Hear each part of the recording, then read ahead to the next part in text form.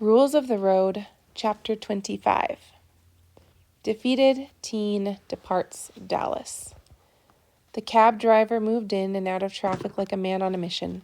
He was wearing a Dallas Cowboys hat, talking about how the Cowboys were the winningest team in football history.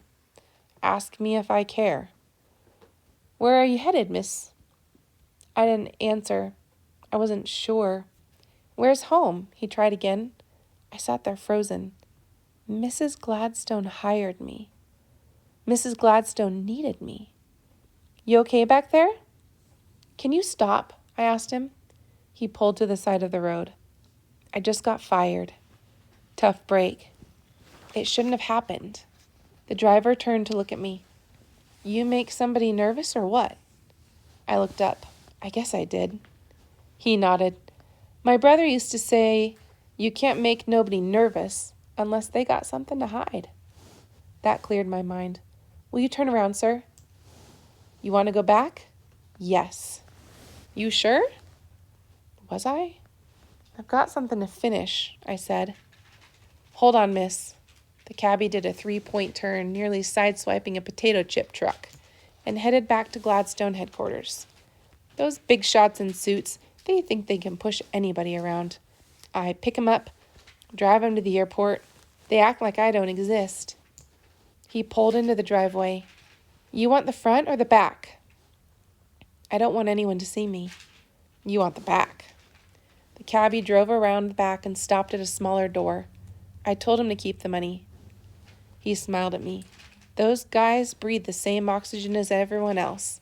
Remember that." It seemed like a good idea at the time. The problem was the back door was locked. It was 5:15. The meeting had already started. How could I get in? The Texas sun cast a long shadow of my figure. Grandma always said there was nothing more commanding than a tall woman who used her height. Height was about all I had left. I walked tall to the front of the building, through the front door, past a medium-sized bored security guard. "ID, please," he said. I had one of those.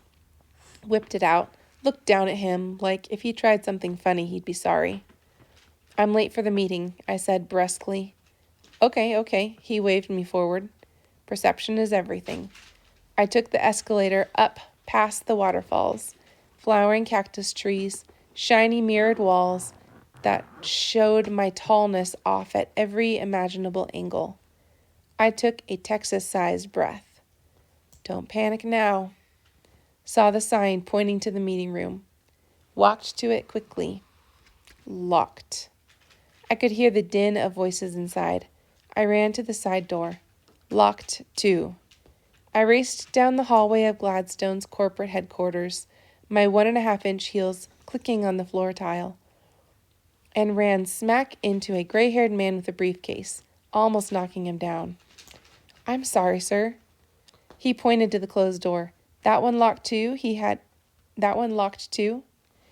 a deep Texas voice. I nodded.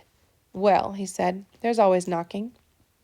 The man strode to the big wooden double doors and gave them a strong rat-a-tat. Instantly, another man in a gray suit opened the door. "Looks like we're late," the man I almost knocked down said. "Come on in." The gatekeeper motioned us inside. Eldon was sitting on a platform, listening to a woman with a bun read minutes from the last meeting. He froze solid when he saw me. "I hate these things," the man I almost knocked down whispered to me. "This is my first one. I'm pretty excited about voting my shares." "Good to take an interest in your investments." Eldon was shooting daggers at me from the stage. He caught Mac's eye, who looked shocked and started walking toward me. I thought about asking the man I almost knocked down if he wouldn't mind being a human shield just for this meeting. He wasn't big enough. 6'3" at least. "Just stand in front of me, sir." Mac stood at the end of my aisle and motioned me toward him. I shook my head. The woman reading the minutes of the last meeting was droning on and on about how many people were present and how many employees Gladstone's had nationally. Mac made an emphatic gesture that said I was to obey. Now. I looked away. I think that fella's trying to get your attention, the man I almost knocked down said. Actually, sir, he's trying to kick me out. I got fired today. I'm Mrs. Gladstone's assistant. He took off his glasses and looked at me. They tried to send me back to Chicago without my luggage, I whispered. But I'm going to vote my 50 shares in this meeting, even though I'm scared to do it. Max started pushing past the seated people to get to me. He stood angrily by the man I almost knocked down and whispered, "Stockholders only." "She is a stockholder," said the man. 50 shares worth, I whispered to Mac, whose face got red. Mrs. Gladstone gave them to me, and I'm going to vote with them. And I'm not too happy about that dip in profits on Monday. The man I almost knocked down stifled a laugh. Mac tried to push past him, but he held out his big arm to hold Mac back. "I think that's enough," the man said quietly to Mac, and I absolutely agreed. "Let the cab driver keep your money," I added. "And I'd rather pack my own suitcases, too. You know how it is." Mac backed off and stood razor straight by the locked door. Eldon was steaming on the podium like a bad radiator. He glared at Mac. Mac shrugged at him. Ken Woldman was sitting next to Eldon, just grinning away. You could almost hear the calculator going off in his head, tallying how much money he was going to make with this new deal. I looked toward the podium because Mrs. Gladstone had just been introduced. She walked toward the microphone with absolute elegance. I sat extra tall so she'd see me. She looked at the microphone like it was crawling with bugs. "Not everyone gets to be present at their own funeral," she said, looking out at the crowd, looking into the faces of the people, not running or hiding, just being brave. Alice was up front. The shoe people leaned forward and the other ones leaned back. "My son tells me that the days of Gladstone shoes are over as we knew them," she said crisply. "He tells me that the price cutting and warehousing are the new world order of this retail world. I must tell you truthfully, I don't know how to do business in this new environment. I only know how to sell one good pair of shoes at a time. My father, many of you know, was a Baptist minister. You can't live in a house with a preacher and not have some of it rub off." People were smiling. "I'd like to tell you a story I heard him tell over the years about a man who owned a big construction company and wanted to build the best house that money could buy. He put his son in charge of the building, since his son was his partner in business and he trusted him. Every week, the man asked the son, 'Are you building it well, son? Are you using the best materials, the best builders?' And every week, the son answered, 'Yes, Father, I haven't skimmed anywhere.' But the truth was, the son had cut corners in materials and workmanship and was pocketing the money. And when the house was finally built, the father asked him one last time, 'Son, did you build it well, with the finest of everything?' And the son said he had. And then the father, bursting with joy, said, 'Then I give it to you, son. It's your home to live in. I wanted to give you the best I knew how to give.'" Quiet hung in the room. "And so," Mrs. Gladstone continued, "I am retiring today, officially, unequivocally. After 50 years of building and growing and aching and celebrating with this company, I leave you with the words of my late husband. I commend them to my son and to every person involved in this company and beyond. If the time ever comes when you think you can no longer look the customer in the eye, then it is time to get out of this business. I'm taking this advice. I am getting out now." There was an audible gasp as Mrs. Gladstone turned slowly like a great queen and sat down. I jumped up. "Mrs. Gladstone, no!" People didn't know what to do. A few clapped, Most just sat there, their mouths hanging open like dead fish. Eldon lunged toward the podium and said something mangy about his mother's great contributions to the shoe industry and her charisma as the leader, but who he really was spoke so loudly. His fake words were drowned out in a cloud of bull. And then Ken Waldman tried to convince Mrs. Gladstone that her company would be safer under his care. He guaranteed it. Then other people got back up and started talking about saying how everyone wanted the stock to go up and Gladstone's would be made stronger by this merger and the company was going full steam ahead. If Harry Bender was alive, he would have done something. "You got something to say, kid?" Murray Castlebaum would have said if he'd been here. "You should say it." So I started walking. I didn't know why. I didn't know what I was going to say. Squeezed past the man I almost knocked down. Past other stockholders' knees and feet. Past Mac the bouncer, who was cracking his knuckles like tough guys do right before they're going to beat someone up. He grabbed my right arm, but I ground my 1.5-foot heel into his foot and he let go fast. I started towards the aisle, walking tall, looking Eldon straight in his angry face. Because when you've already been fired, what else are they going to do to you? Eldon whispered something to his mother, who said loudly, "Oh, but she is a stockholder, Eldon. 50 shares. I gave them to her." Mrs. Gladstone saw me walking up the aisle, and her face lit up like Chicago's Michigan Avenue at Christmas.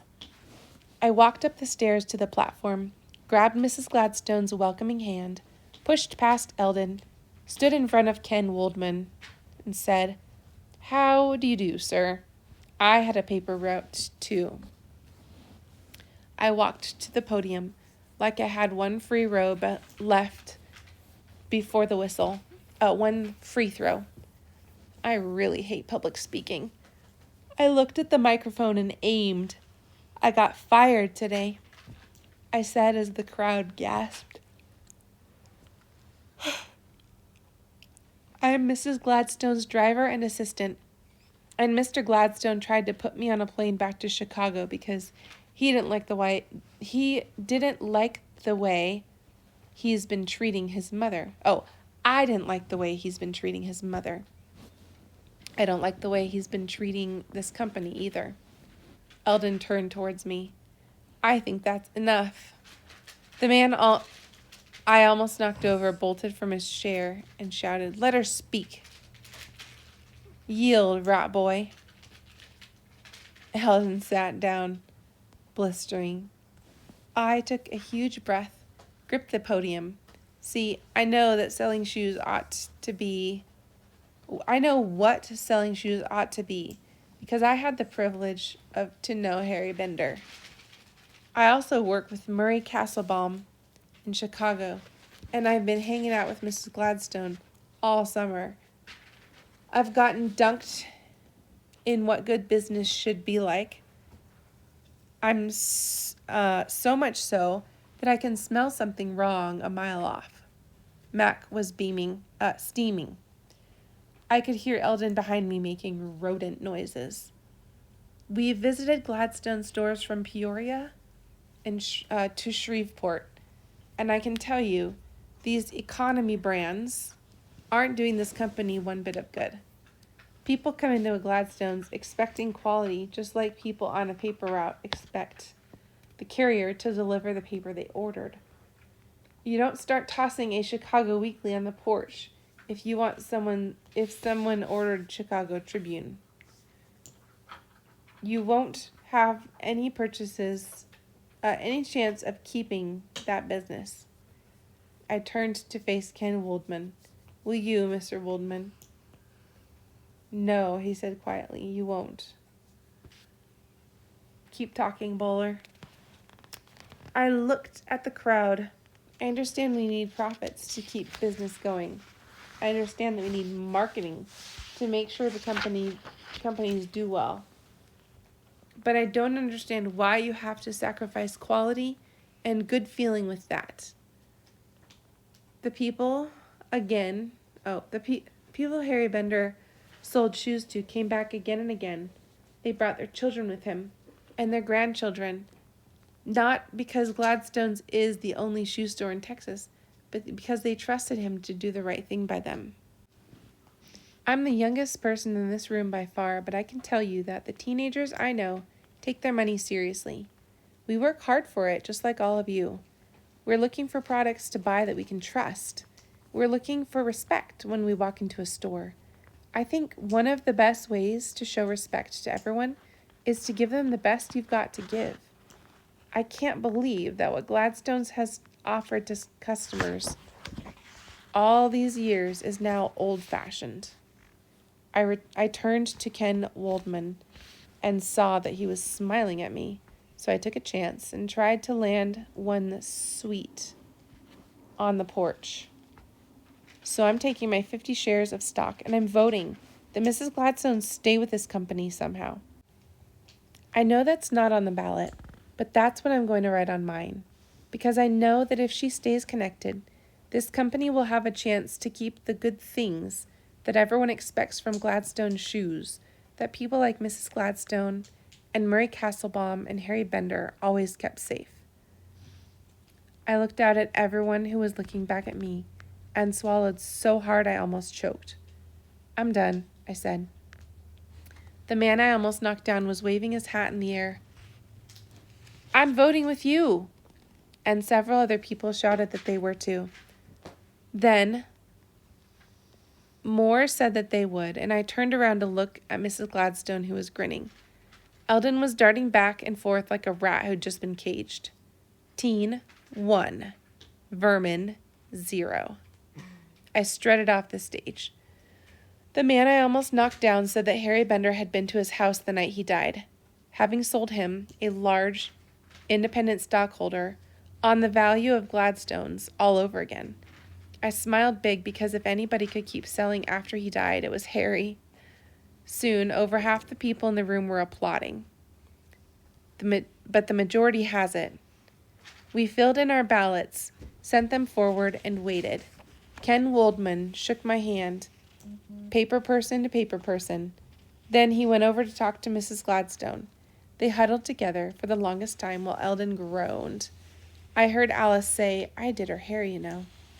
Then the secretary with the tight gray bun, who looked like she hated the world, walked to the podium, holding a piece of paper. The sale has been approved by the holders of 73% of the voting shares, she announced. It was so hard to hear the official words. Mrs. Gladstone stood straight and proud on the podium like the true person she was. Eldon shook Ken Waldman's hand gleefully. But, the woman continued, over 400 voters have written in requesting that Mrs. Madeline Gladstone stay with the new company. People were applauding, and Ken Waldman took the microphone to the crowd and said to the crowd, Now I'm a numbers man, and I know numbers don't lie. There's room in this company for both kinds of shoe stores.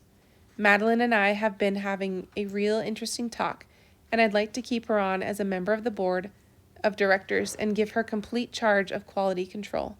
I need to learn what this woman knows about selling shoes. Eldon jumped up and said that maybe they should talk about this in private before making big decisions, but his voice got drowned out by more clapping. Mrs. Gladstone clomped up to the podium, raised that wicked cane of hers, and said, Complete charge, Ken? Ken Waldman held out his tanned, prosperous hand. Yes, ma'am, that's what I said. She rammed that cane on the floor, shook his hand neat, and said, I accept. And my son can tell you that any women in my family live to a ripe, ornery old age. She turned to Eldon. So, Eldon, I'm going to be around for a long, long time. Won't that be nice, dear? Eldon half smiled because the whole world was watching and slumped in his chair, soulless.